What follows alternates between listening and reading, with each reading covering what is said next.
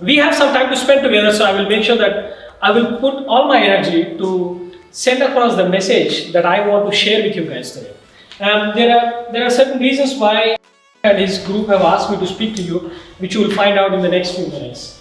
I need to go back and forth because I have to move to the side. So if that disturbs you, tell me. This is the agenda for today. What I want to do is talk about four different things for you guys, and I'm pretty sure this should be of some help to you guys. Number one, I want to talk about something which is called a mindset.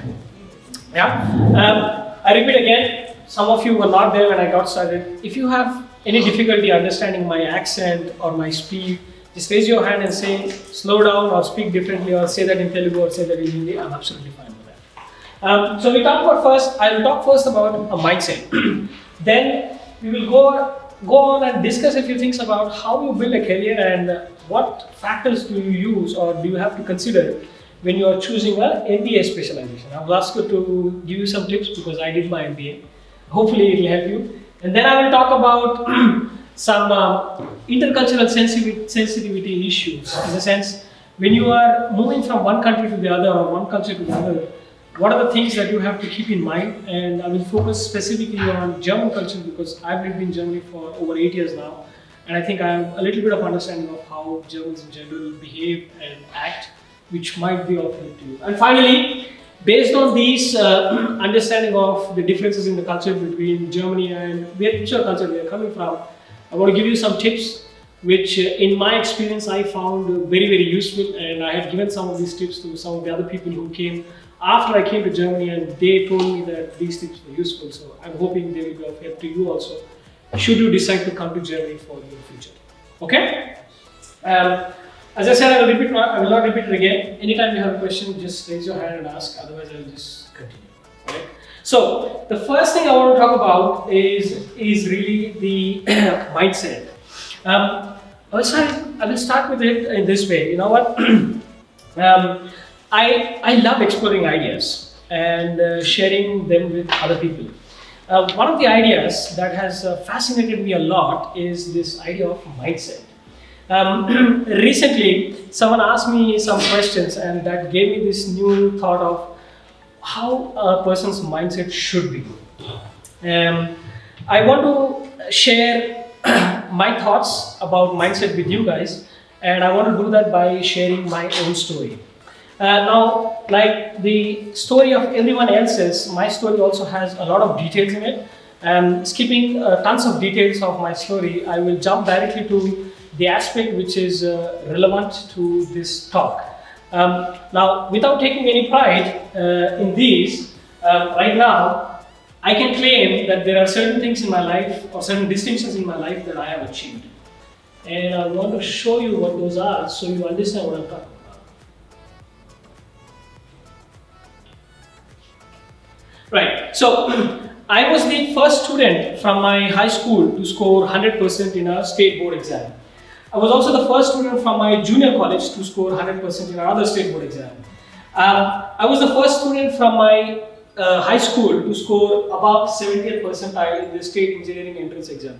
Now, if you are from erstwhile Andhra Pradesh or now Telangana or Andhra Pradesh, you know MCET is the exam which we use for the engineering entrance. And my percentile in that was 99.8 percentile. I was the sprint champion in my school from first standard till 10th standard. Did I hear a question? Oh, okay, then I'll go forward. I won multiple merit scholarships, both at school and at college level.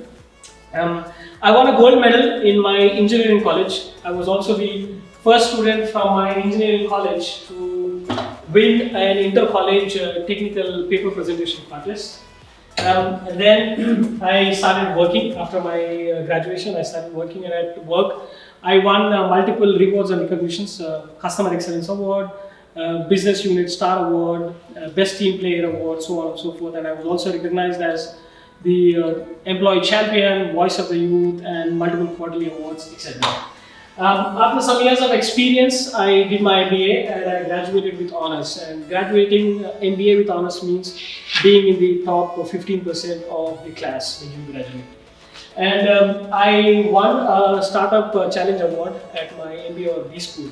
Now, if these things give you an impression that my life has been only about career and hard work and stuff like this, no.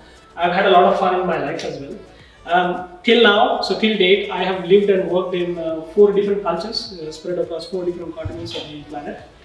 And till date, I have traveled in and explored about 29 countries in total, and I'm still doing it, so the list will be increasing in the future days. I have volunteered for multiple non-profit organizations across the globe, and I think I've done a decent job in bettering the lives of other underprivileged people, making their life a little bit better than what it was otherwise.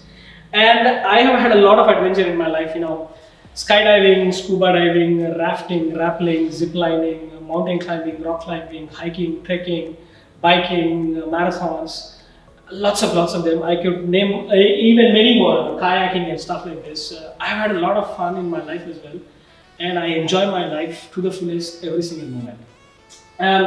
Very important that I want to mention is, the reason I'm mentioning all this is not to blow my own trumpet, not to say that I've achieved something outstanding. But here is the thing.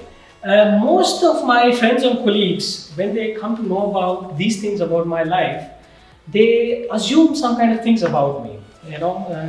Typical things which they told me multiple times is, you must have been rich, or oh, you must have been damn talented, or you were deadly intelligent, something like this.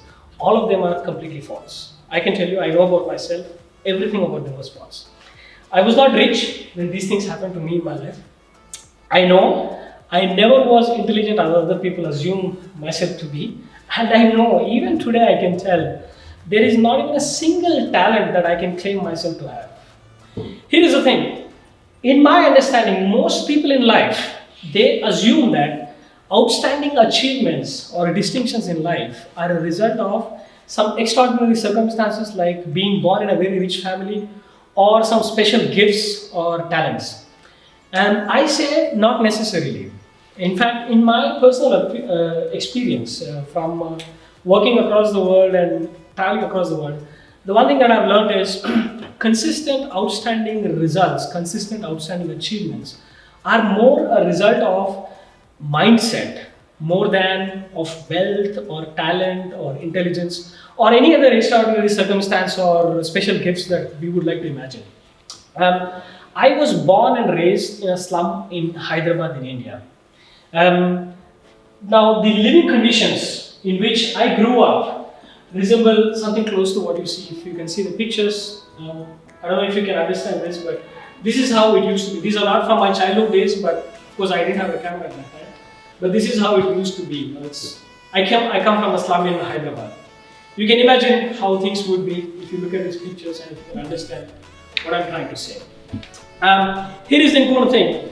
I want to share with you 3 very particular experiences of my childhood life growing up in a slum in India, and the kind of mindset these experiences have helped me coach.